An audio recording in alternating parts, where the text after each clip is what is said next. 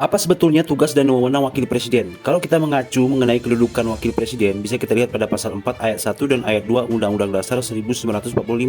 Ayat satunya berbunyi begini, Presiden Indonesia memegang kekuasaan pemerintahan menurut Undang-Undang Dasar.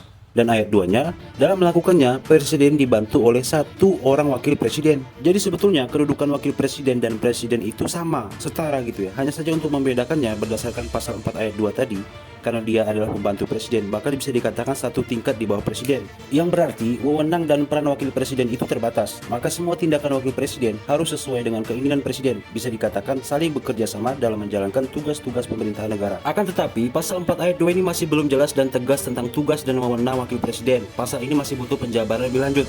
Misalkan saja seperti banyak pendapat dan penafsiran para ahli sarjana, apakah wakil presiden bertanggung jawab kepada presiden atau tidak? Atau apakah wakil presiden menyampaikan pertanggungjawaban kepada MPR atau DPR, karena tidak diatur secara yuridis. Karena semua lembaga negara itu wajib memberikan pertanggungjawaban. Makanya mengenai kedudukan presiden dan wakil presiden ini masih diperdebatkan. Ada yang mengatakan sederajat, ada juga yang mengatakan wakil presiden ini prioritas kedua setelah presiden. Logikanya begini, kan para menteri-menteri semua diangkat oleh presiden yang tugasnya adalah sebagai pembantu presiden. Jika wakil presiden tugasnya juga sama-sama membantu presiden, lalu bagaimana kedudukan wakil presiden dengan kedudukan para menteri? Kan jadi rancu. Tapi kalau kita melihat pasal 8 ayat 2 Undang-Undang Dasar 1945 yang menyebutkan jika presiden mangkat, berhenti, diberhentikan, atau tidak dapat melakukan kewajibannya dalam masa jabatannya, ia digantikan oleh wakil presiden sampai habis masa jabatannya. Mungkin pasal ini yang menjadi dasar bahwa sebetulnya kedudukan wakil presiden itu di atas kedudukan para menteri. Karena apabila presiden itu meninggal atau wafat atau dia diberhentikan, maka yang bisa menggantikan presiden adalah wakil presiden.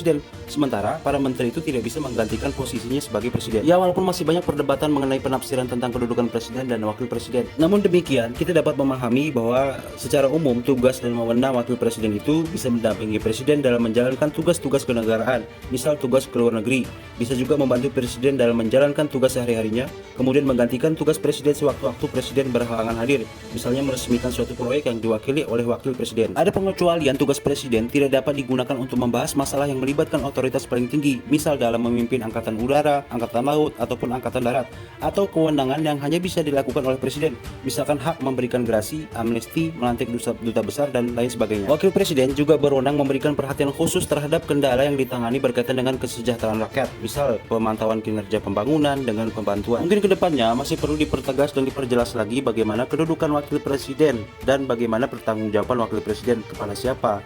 Lalu juga dipertegas lagi mengenai tugas dan wewenang serta batasan wewenang wakil presiden.